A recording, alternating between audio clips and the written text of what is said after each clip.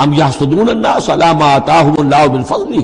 کیا یہ حسد کر رہے ہیں لوگوں سے اس پر کہ جو اللہ تعالیٰ نے انہیں اپنے فضل میں سے عطا کر دیا ہے؟ قرآن عطا کر دیا امیین میں، آخری نبی بھیج دیا امیین میں جنہیں حقیر سمجھتے تھے، اب اس پر حسد ہے، اس کی آگ میں جل رہے ہیں۔ ام یحسدون الناس علی ما آتاہم اللہ من فضلہ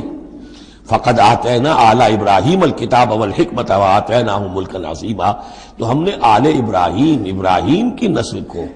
عطا فرمائی کتاب بھی، حکمت بھی، اور انہیں بہت بڑی حکومتیں بھی دی۔ یعنی تمہیں بھی اگر ملی تھی تو ابراہیم کی نسل ہونے کے ناطے سے ملی تھی، کتاب ملی، تورات ملی، انجیل ملی، تو یہ جو دوسری نسل ہے یہ بھی تو اسی ابراہیم کی نسل ہے۔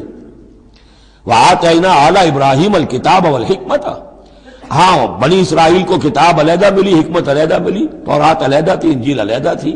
اور یہاں کتاب اور حکمت ایک ہی جگہ پر قرآن میں اللہ نے جمع کر دی ہے بتمام و کمال، اور ایک ہی جگہ پر جمع۔ وآتیناہم ملکا عظیما، تو جیسے ان کو ملک عظیم دیا تھا اب ہم ان مسلمانوں کو اس سے بڑا ملک دیں گے۔ یہ سورہ نور میں مضمون آئے گا لَيَسْتَخْلِفَنَّهُمْ فِي الْأَرْضِ كَمَا اسْتَخْلَفَ الَّذِينَ مِنْ قَبْلِهِمْ، ہم لازماً ان اہل ایمان کو دنیا میں وہ حکومت اور خلافت عطا کریں گے جیسے پہلوں کو عطا کی تھی۔